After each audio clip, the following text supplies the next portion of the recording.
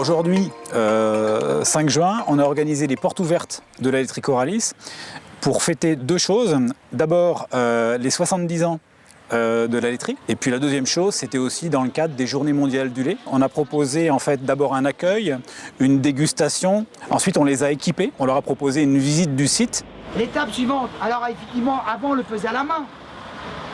On s'asseyait sur un petit tabouret, d'accord?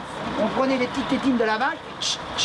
Les ateliers qu'on avait à l'extérieur, c'était pour animer de manière ludique ce que représente l'amont, c'est-à-dire la production laitière. Puis on est passé aussi dans des stands où on avait la partie retraitement des déchets, la partie valorisation de ces déchets, et puis un retour sur des salles où on accueillait les gens au travers d'un espèce de musée qu'on a créé en reprenant tout l'historique de ces 70 dernières années et les étapes clés de ces 70 dernières années, mais on retrouve aussi les emballages de l'époque.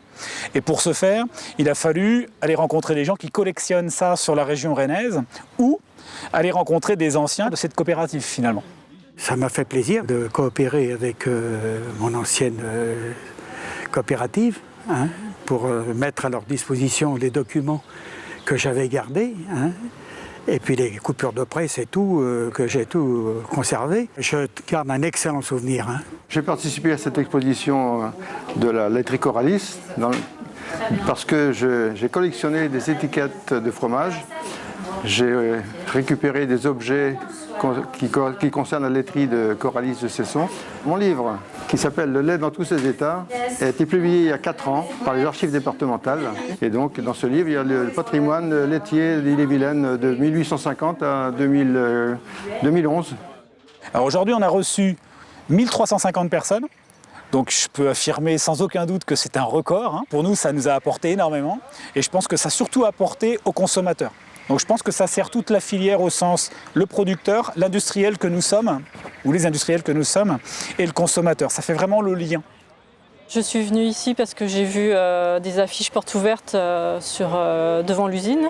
Et comme ça fait plusieurs années que je vois, je me dis à chaque fois il faut que je vienne avec les enfants. Et là, c'était l'occasion. Donc je me suis arrêtée, c'était intéressant.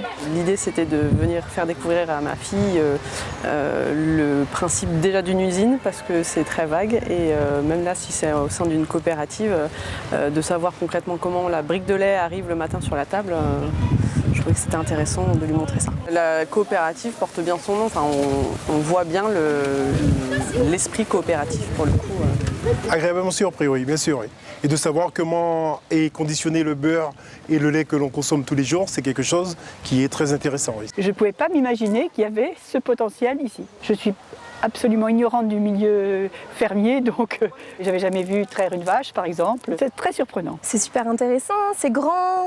On a vu l'emballage des briques qu'on achète au supermarché. Voilà. Ce qu'on va retenir, c'est que c'est vraiment local, c'est les exploitants, les fermes juste à côté de chez nous. Voilà, c'est intéressant.